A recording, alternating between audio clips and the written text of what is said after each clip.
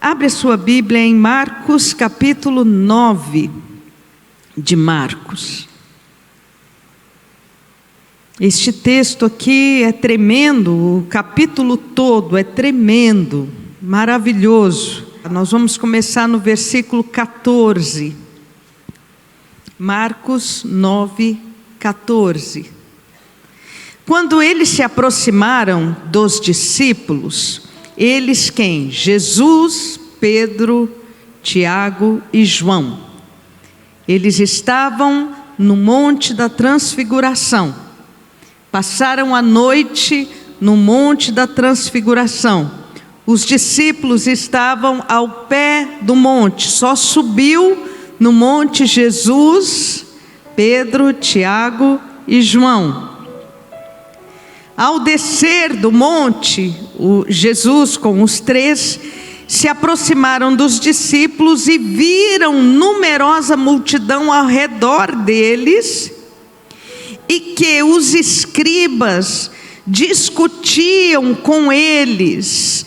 Então Jesus desceu com os discípulos e encontrou uma discussão ao pé do monte. Encontrou confusão ao pé do monte.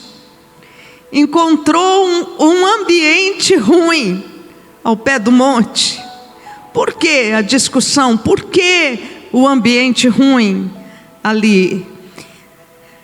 Logo toda a multidão, ao ver Jesus, tomada de surpresa, correu para ele e o saudava. Então ele perguntou aos escribas: o que é que discutis com eles? Os escribas e os discípulos, a multidão. E um dentre a multidão respondeu: mestre, trouxe-te meu filho possesso de um espírito mudo. Palavra do Pai. Não foi um diagnóstico médico, não foi uma palavra do Senhor Jesus Cristo. Não foi Jesus que classificou aquele menino tendo um espírito mudo. Foi a palavra do Pai ali. Trouxe-te o meu filho possesso de um espírito mudo. E este, onde quer que o apanha, lança-o por terra, e ele espuma e rilha os dentes, e está definhando. Roguei aos discípulos que expelissem o demônio, mas eles não puderam. Então Jesus lhes disse: ó geração incrédula, até quando estarei convosco? Até quando vos sofrerei? Trazei o menino. Aqui a gente vê um suspiro da alma. Eita, alguém aqui já deu um suspiro da alma, Virou assim: eita, meu Deus, será que eu ainda vou ter que ouvir uma coisa dessa? Parece que Jesus dá esse tipo de suspiro. Eu queria lembrar vocês que Jesus desceu do monte da transfiguração. A Bíblia diz que ali no monte da transfiguração apareceu Moisés e Elias conversando com Jesus. Jesus foi transfigurado. Então Jesus lá em cima daquele monte, ele estava na atmosfera do céu.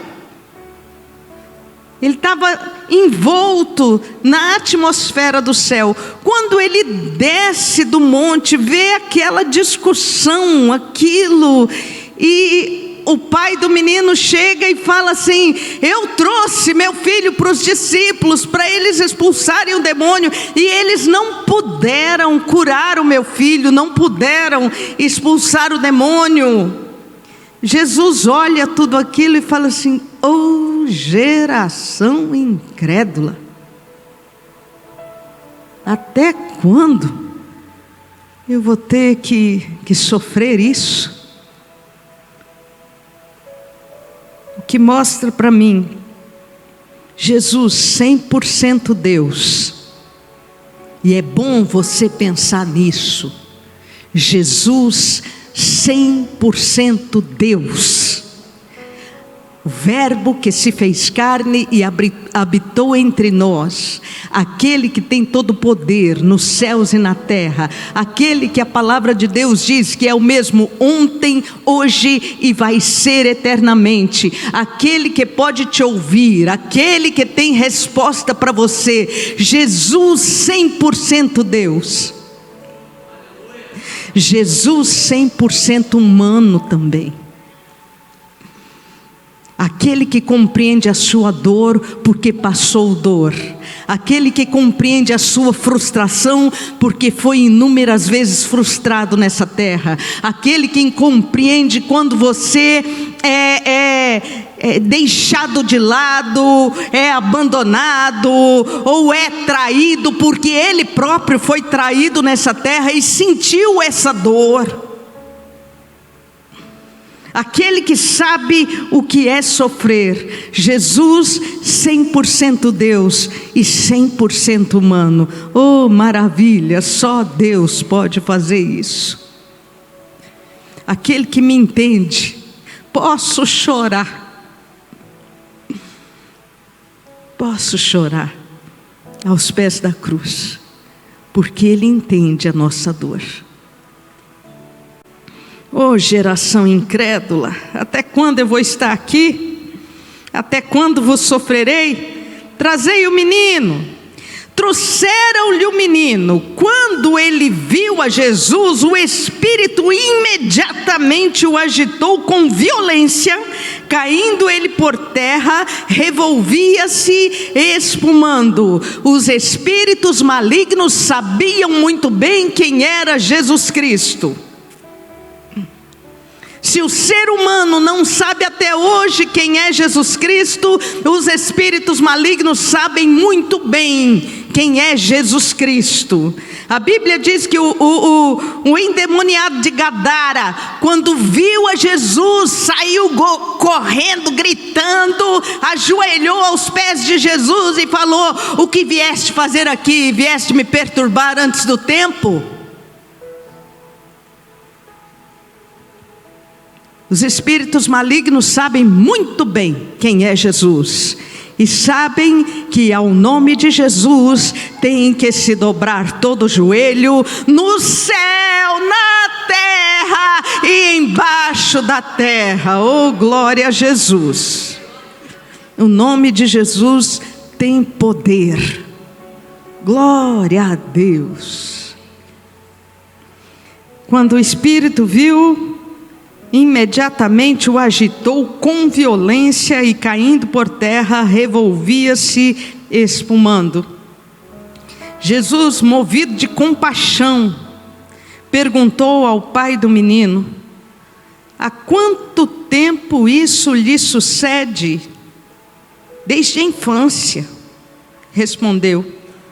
E muitas vezes o tem lançado no fogo e na água para o matar. Então eu imagino esse rapaz, já por volta dos seus 16, 17 anos. Um menino nessa idade, 16, 17 anos, apesar de na grande maioria ser magrinho, mas é forte. Menino nessa idade é forte, come um boi, né? Eu já tive 2 adolescentes na minha casa.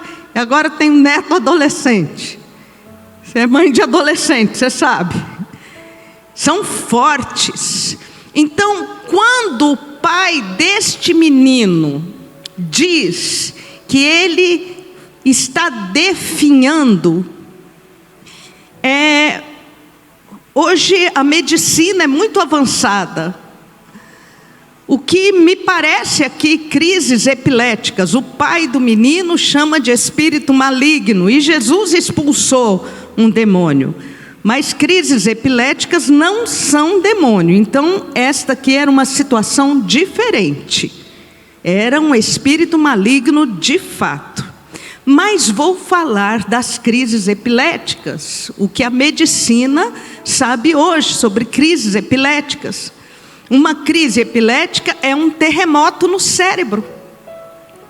De maneira que, se a pessoa não é acudida rapidamente e não é feito um tratamento rápido, as crises vão danificando o cérebro, como um terremoto mesmo. Um terremoto. Aqui, eu não sei se esta estrutura aqui aguentaria um terremoto, mesmo que fosse de pequena escala. A mesma coisa no cérebro humano. Então, eu imagino este menino aqui já totalmente danificado. O cognitivo dele afetado. Um menino que talvez sentado em algum lugar ficasse abobado. Pensa o desespero desse pai. E ele diz aqui, olha, o espírito joga ele no fogo, joga ele na água. O menino devia ter cicatrizes de fogo, ter quase morrido afogado. Pensa o desespero desse pai. Trouxe aos discípulos, mas eles não puderam fazer nada. Não teve resposta para mim. Aí esse pai demonstra toda a sua revolta, a sua ira, a sua mágoa, a sua dor. Porque esse pai vira para Jesus e fala: se podes, faz alguma coisa e ajuda-nos. Será que é verdade que o Senhor pode? Se pode, faz alguma coisa. Tem dó de mim. Ao que Jesus respondeu, versículo 23. Eu queria que você lesse comigo, bem forte, leia bem forte. Leia forte para afugentar tudo quanto é demônio que está te dizendo aí que Deus não vai responder a sua oração. Vamos lá? Leia comigo bem forte. Ao que ele respondeu Jesus: se podes, tudo é possível. Glória a Deus.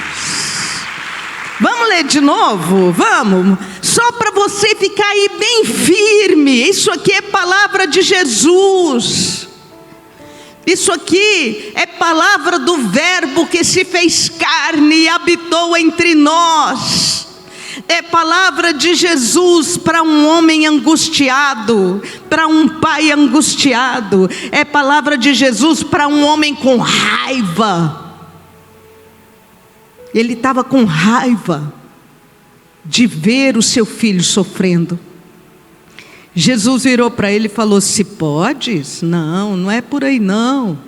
Não é se podes. Vamos lá, gente, vamos ler. Tudo é possível. Glória a Deus. Glória a Deus. Tudo é possível ao que crê. O que é fé? Fé é certeza.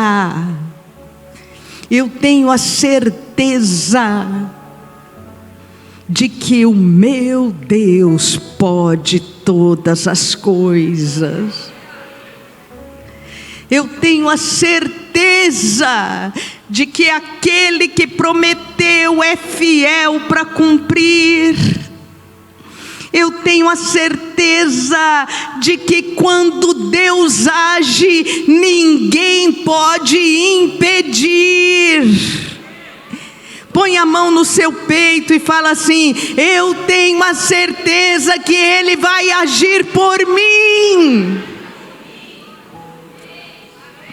Oh, aleluia! Ele vai agir por mim. Poxa, se Ele agiu por este pai,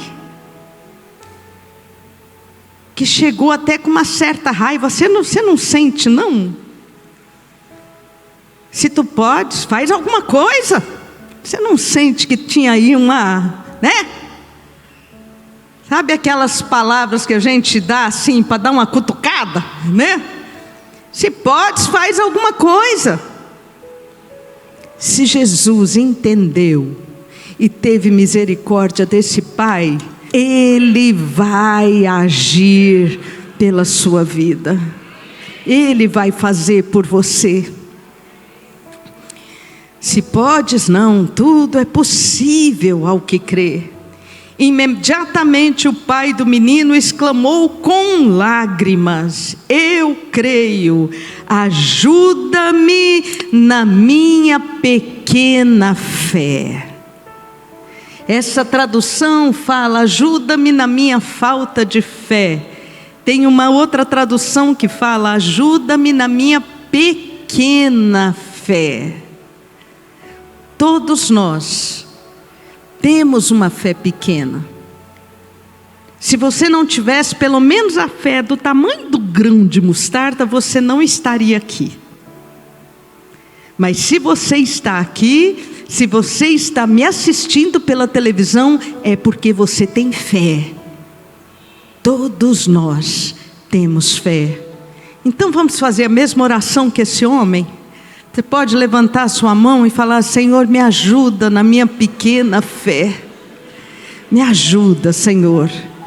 Me fortalece. Põe a mão no seu peito e fala: fortalece a minha fé, Senhor. Me ajuda a crer.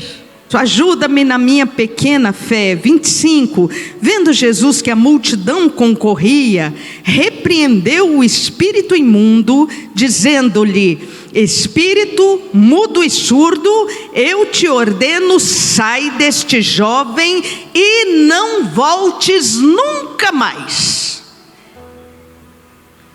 Nunca mais. O espírito maligno que está afrontando a sua vida é para sair e não voltar nunca mais. Essa é a sua oração. Sai fora e não volta nunca mais. Não cruza o meu caminho novamente. Quem pode fazer essa oração? Pede ao Senhor aí, fala: Senhor, põe um anjo no meu caminho. Põe um anjo na minha casa. Todo espírito maligno que me afronta, que vem contra mim, que encontre a espada do anjo do Senhor e não volte nunca mais. Em nome de Jesus, aleluia. Ele, clamando e agitando, saiu, deixando o menino como se estivesse morto, ao ponto de muitos dizerem: morreu. Mas Jesus, tomando-o pela mão, o ergueu e ele se levantou. Eu quero que você abra sua Bíblia agora em Lucas, Lucas capítulo 9. Lucas 9. Deixa eu te perguntar uma coisa. Quantos milagres Jesus fez na vida daquele menino e naquela família? O que você acha? Tá bom, não responde para mim então, responde para a pessoa que está do seu lado aí. Quantos milagres você acha que Jesus fez naquela família e na vida daquele homem? Quantos? Na vida do homem, Jesus ensinou o que era fé. Ele aprendeu que a fé pode trazer um milagre. Na vida do menino, versículo 42 de Lucas capítulo 9. Versículo 42 de Lucas capítulo 9. Que isso, o demônio o atirou no chão e o convulsionou. Mas Jesus repreendeu o espírito imundo. Jesus libertou. Milagre número 2, porque o número 1 foi na vida do pai. Milagre número 2, Jesus libertou um menino. Milagre número 3, Jesus curou o menino.